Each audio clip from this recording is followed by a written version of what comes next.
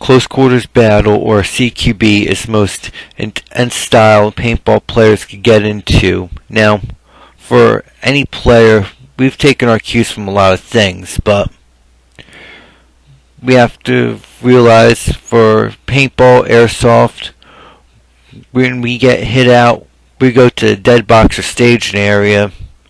For real world operators, military, or law enforcement, if they screw up here, they're dead. For this video, I'm going to try to give you some pointers on everything from gear setup, marker setup, to how to take down a room. So, with that being said, enjoy. Alright, let's talk your marker for close quarters battle situations in paintball. Now, a lot of rules that are used in the military and law enforcement SWAT teams will apply to the close quarters combat situations that paintballers encounter. For one, you're dealing with small spaces in general. You don't want to be too bulked out in your kit, but we could discuss that at a later time. Right now, let's talk about your guns. Now, a common thing for any good CQB setup is the more flexible it is, the better. You could have a very compact gun or you can have a big bulky gun, but neither of them do dick shit unless you know how to fucking use it. Now, for a good solid paintball marker, let's start with the classic Tipman 98 Custom. Now, yes, for anyone that knows me, I am a big Tipman supporter. Tipman was my go-to marker setup for years. It was the first real paintball marker I went out to the field with. This marker in particular is the Tipman 98 Custom Pro. This belonged to my late best friend, and it was a very stout and robust gun when he used it, and I kept it in its original configuration as he did, solely for those purposes. Now, overall, 98 Custom is a very flexible and robust marker to build on. This is the reason why Tipman 98s have been around for 20, 30 years and are still going strong to this very fucking day. You could build this thing up into a machine gun, you can build this up into a sniper rifle. Hell, all you really need to do is add a response trigger or an E trigger like this one has, put a stock on it, and swap out the hopper for a magwell adapter that Tipman does make for it to accept Tipex mags, and you pretty much got a good rendition of a Sten-like submachine gun. Now, moving on. Another good close quarters type is the Tipman A5. This was the first real marker I ever operated with on any field in a serious manner. Design wise, this is built off the Heckler and Koch MP5K submachine gun. As you can see, made some modifications. Wrapped for foam mag, which gives it more of that MP5 look. I kept the old BT collapsible butt stock on here because one, I like my AR stocks. Two, I'm still looking for a MP5 style retractable for this one, so this is staying on in the meantime.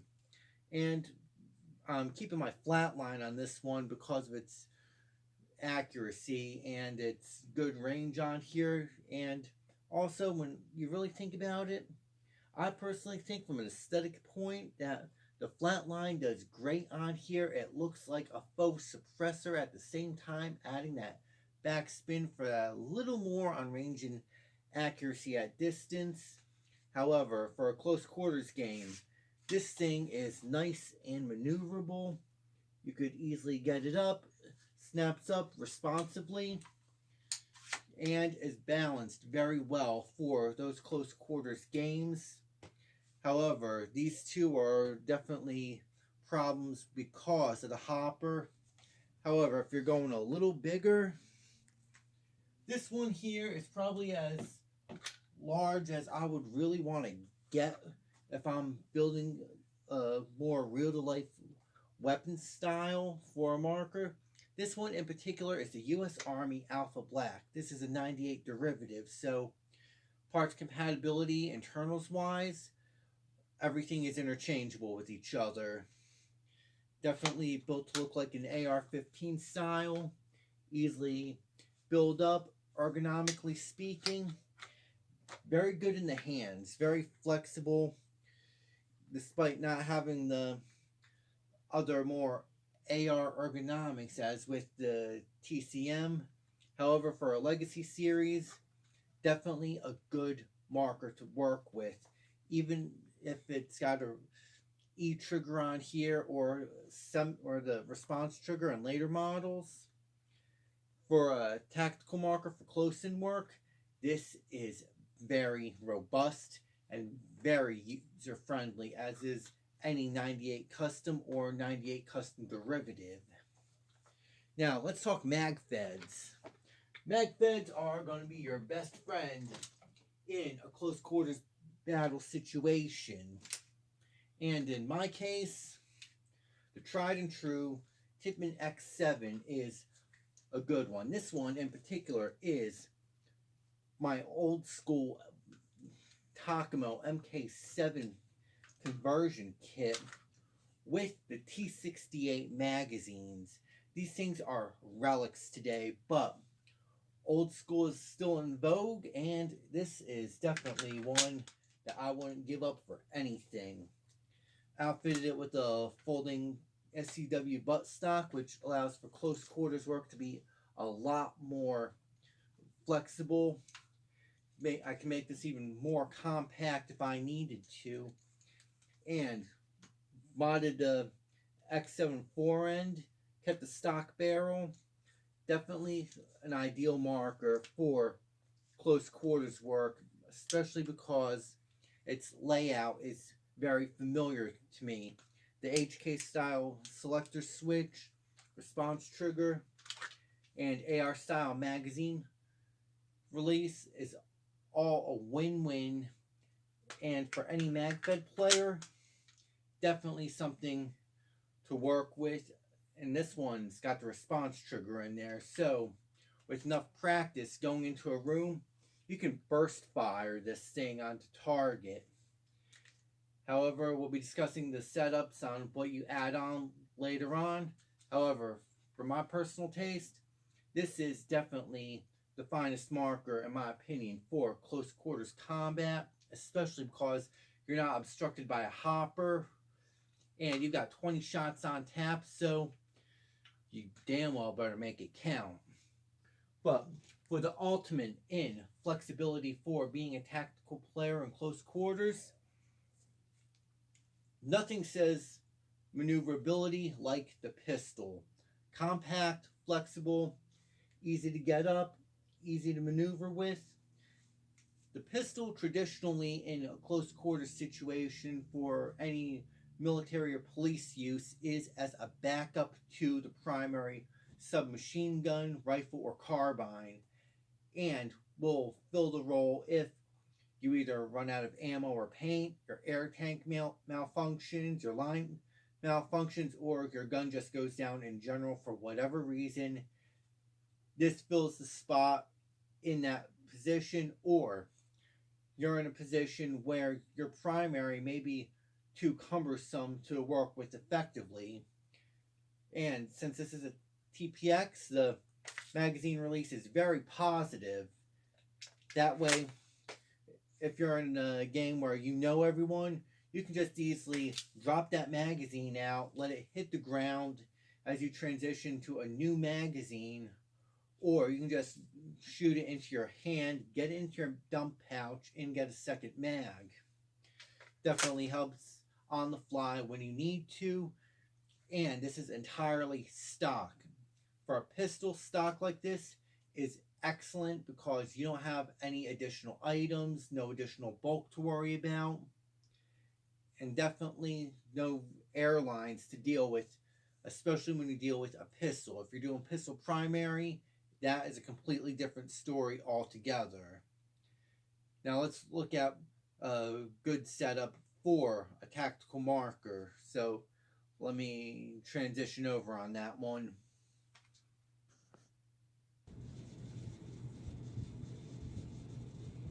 Alright, let's talk about a solid weapon setup for your marker. Now, pulling out my MK7 kit here, this thing is set up to be the best that I want it for my particular purposes. I've got this thing outfitted with a basic zero power red dot sight.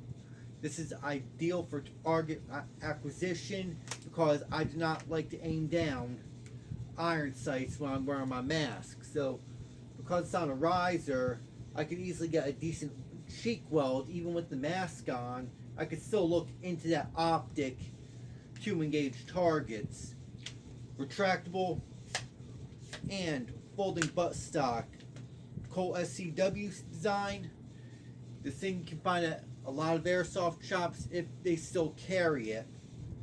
The end cap, on the other hand, is going to be the difficult part for an MK7 build. However, compact, I'm using the standard X7 barrel on this thing, so that allows me to get nice up close and still retain the classic design of the Tippin X7, even though I'm running the T68 magazines. These can be had a little cheaper than other mags on the market. However, these things may not be in production, so you're going to have to find these wherever, and you've got to be able to maintain these on your own. And finding parts is a little tricky, but still damn well worth it. Now, the real creme de la creme for a good setup would be your vertical grip for good comfort, flexibility, and being able to maneuver. But you also have to have good dexterity in your hand because you got your tactical flashlight mounted here. That way you could sweep in, especially if you're playing games in low light conditions or complete darkness. Because we all know night vision is insanely expensive, and how many paintball players actually want to blow about 2 months worth of a paycheck on night vision goggles? Not that many. However, if you can't get a good cheek weld on this in a close-in environment, you could always run a laser. This one happens to be a green dot. You can find the laser at Acid Tactical. You can find the flashlight just about anywhere with the light mount. However, there's a little bit of a controversy about laser sights on paintball markers. However, some fields will not allow them, others will. Make sure you check your field on that one. But, general rule of thumb when using a laser sight on a paintball marker, you never aim for the head or the face. You do not want to blind anybody with this. Just because you're wearing full eye protection from a paintball, you could still hurt somebody with this laser. Therefore, you take the laser and you aim it center mass. That's also the biggest area on a player when you shoot. Other than that, just remember, fast is slow, slow is quick, front sight focus, trigger squeeze, meaning when you go into the room, you have your gun up, you put 2 shots, rapid succession, into the chest area. That way, you know that that ball is going to break on the player. When that happens, they're out. And with that being said, that's pretty much it on your gun setups. However, this will be for an assaulter position, marksman, and sniper. There's already stuff out there for you on that one, so we'll be moving on from there.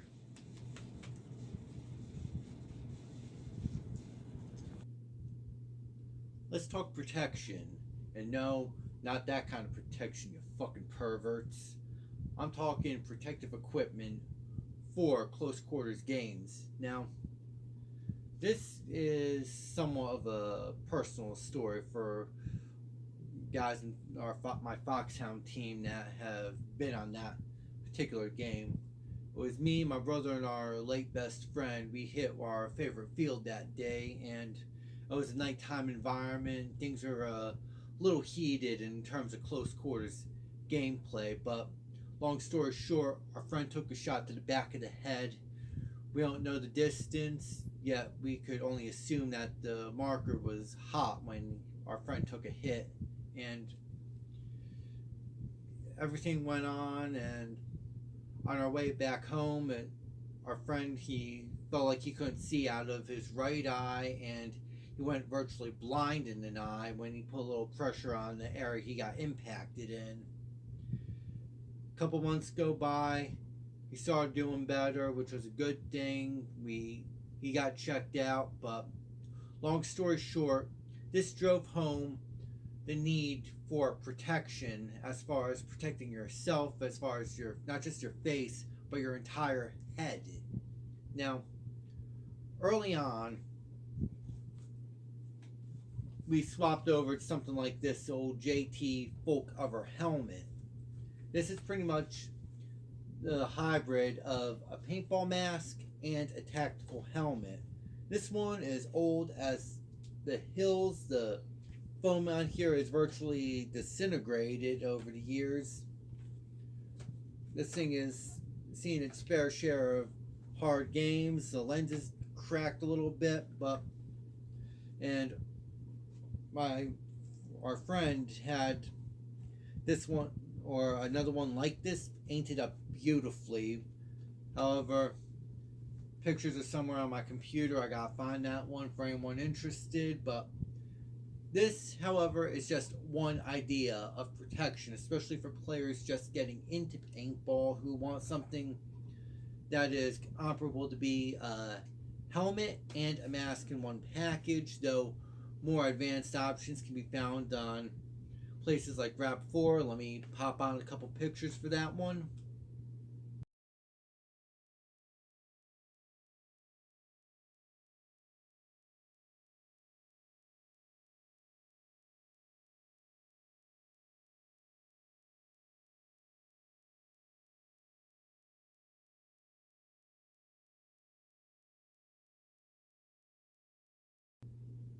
Okay, saw the mask, saw the helmet set up. Now, here's a reason why I and many other tactical players like frequenting airsoft shops. Realism. Yes, you got the quilted paintball vests, but those are not as flexible as what actual what actually is ideal for a tactical paintball environment. Henceforth, this is the reason why you go to an airsoft shop. This is a Gen 2 Interceptor vest. Airsoft version. You got additional molly up front. Plus you got molly in back for a camelback. I've run this without the plates that would be in here. In here you could go in your camelback, or this was actually made to hold a ballistic insert plate, or what would be considered small arms protective insert, your SAPI or your E-SAPIs back. And up here in the front as well, this is another place where you hold a ballistic plate. Now for my ends as a tactical player, this is one of the items that will be used in a close quarters combat game. I'd be wearing this either on its own or underneath a tactical vest. Great setup on this one. You can run it without the collar, without the shoulder pauldrons, or the groin protector. I like keeping the collar up. I like running with it. It works well for me. And it's a home run thing because I'm wearing this airsoft Pasket helmet with my mask. If you've seen some of my videos, you'd know I run my mask with a tactical helmet, so that way I have excellent protection on both my head and my body. Even though I'm running a vest that will take a lot of the hit, I still want the protection of the vest. Another good thing about wearing a military type helmet like this is you could switch out the camouflage cover or run it without. You could add foliage in here if you're doing more immersive, realistic tactical games deep in the woods somewhere, or at a serious scenario event. And this also works for all you players that are more of the reenactor types, or if you're going to event where you have to have some kind of realism to it, this works great for that too. This isn't ballistic for actual ammo, but for a paintball player, this is a godsend, especially if you're going up against kids with first strike rounds and you can expect to get up close with them or take a hit to the noggin one way or another. But as far as this video goes, close quarters battle type situations, wear a fucking helmet.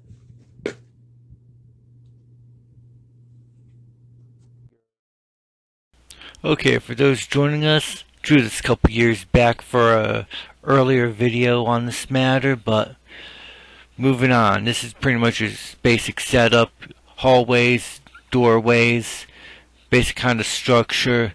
Now, here's going to be your setup. Taking the building. These three red dots are the op 4. They need to go. The blue dots here are you. You're the assault team. Now, keep this in mind. Doorways, windows, always keep an eye on those when you're making your approach to the building. That way you can engage targets. You stack up at the door. You begin your breach right then and there. Now you can do it in an assault style or in a soft breach, which is you're moving quietly. If you're going full breach, means you're assaulting in there. Every room you guys stack up on, you're throwing distraction devices, or you're just kicking in that door and going in and shooting anything that moves. Now, for this one, we're doing a little more of a soft breach type deal. We're at the door. Now, this isn't exactly perfect in representation, but it works. Now, two guys in the rear are going to be your rear security in the event that other bad guys may be coming in. You stack up on the door. Now, the doorways are going to be the more dangerous aspect of a breach. Doorways are called the fatal funnel for a damn good reason. If you guys get caught up in that doorway, or you stop because your primary goes down, or anything, you guys are screwed. The thing is, this is fast, aggressive movement. This is violence of action in its purest form. Meaning, you get that door open, you throw in your distraction device. When taking the room, you guys are going to move along the wall. Now, it's going to work like this. Every first and third person will move to the left, second and fourth to the right. Switch it up as you like. Use what works for you on this one, but long story short, it's got to be fast, it's got to be violent. Now, as you're going to watch in a second, move in, you shoot your guys, y'all take the place, easy as 1, 2, and 3. Now, here's another one we're dealing with. This is multiple entryways, or what's called a synchronized breach. Meaning, second you breach the room, 2 different entrances to that specific room. This one is definitely requiring timing and good coordination, so that way you avoid friendly fire incidents, because in some games, depending upon your rules, if you shoot out a teammate, that's as good as shooting somebody out in real life. Now, setup: 2 guys on security. Room's got 3 enemy combatants. 2 guys stack up on one door, 2 guys stack up on another. Now, with that being said, same rules apply. However, in this case, either door can initiate the initial breach by opening it and throwing in a distraction device, or both do it simultaneously. Either way, the second that distraction device goes off or the room opens up, it's going to be a fucking melee in there. So keep your heads on swivels. You move in, 2 in the corner, 2 move along the walls. You wipe out the opposition. That's pretty much how you do it. Now, The real problem here is if you have to exercise target discrimination, meaning hostages that are in the game or sensitive materials that can't be shot. So check your fire constantly when you're doing this and try not to sweep into the marker, weapon, or anything like that of a teammate. Right here, this shows how it's supposed to be done for a close quarters combat situation. Fast, highly aggressive, gain control of the room, eliminate all targets that you need to. That's as easy as it goes. Watch how the guys move fast, disciplined, but still high intensity violence, and they've got everything. Fighting your way up and down stairs is the most daunting task of a close quarters battle environment. Typically speaking, those playing defense in a stairway, if your opponent has to fight their way up to you, then you've got an advantage on defense. However, if you're having to be the one to move up the stairs to assault an objective, then you have to be careful because of the angles and the blind spots due to the setup of a stairwell.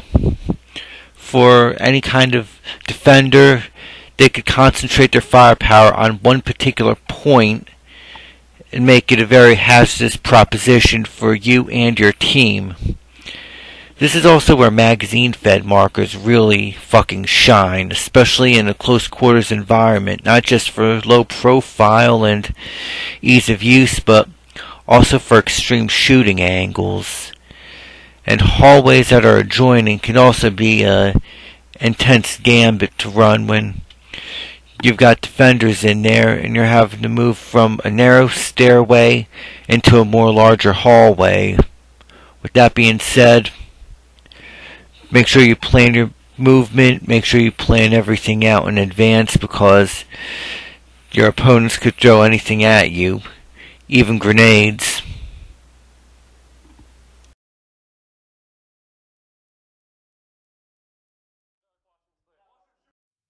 Okay, let's talk your gear. Now, gear is a little more subjective, but for a close quarters combat situation, you want to have it as low profile as you can. Now, what I'm wearing here is probably the max I would go out with a vest. This is my Molly Medic 2 vest. This is essentially a Molly version of the old school LBV 88 tactical load bearing vest. Now, rigged up with my camelback carrier, and I got a pouch here for my air tank. This is as far as you should probably go with any kind of vest or tactical system. As you can see, my sides here, which I'd have shows for a grenade launcher if I'm running it, or a first aid kit, I'd keep on one side here, and over here I intentionally would keep slick. You want to keep this area as slick or have small gear that's out of the way. That way, if you got to draw a pistol to present it, you're able to do so. In a close quarters battle, it doesn't matter if you've got to have easy access to your secondary in the event your primary goes down. That way, you don't have anything over here to impede you when it comes down to getting your draw stroke. Aside from that, pouch magazines are set up and are stacked in the pouch as if I'm running, if I were to have mag shingles. However, this for some people would be a little too much. You always keep in mind the kind of field you're operating in and what kind of setup you're having. It doesn't matter if you're running shingles with single mags to make yourself flat but have firepower, or if you're set up like this. Cardinal rule: all your kit should be easy to get to. If you're running first aid kit, don't worry about that. That's for a teammate unless you've got to get to it yourself for whatever reason. That'll be a different explanation altogether. However, your magazines or pods should be up front where you need them, and you can get to them with any hand. Same with your comms gear, or you got an admin pouch up here if you need to change your air tank for your pistol if you're running it as a base setup. But other than that, keep your gear simple. Make sure you can work with it in a close quarters environment. Make sure if you're running something with a stock, you can shoulder it. And that's pretty much it. After that, it's just trial and error.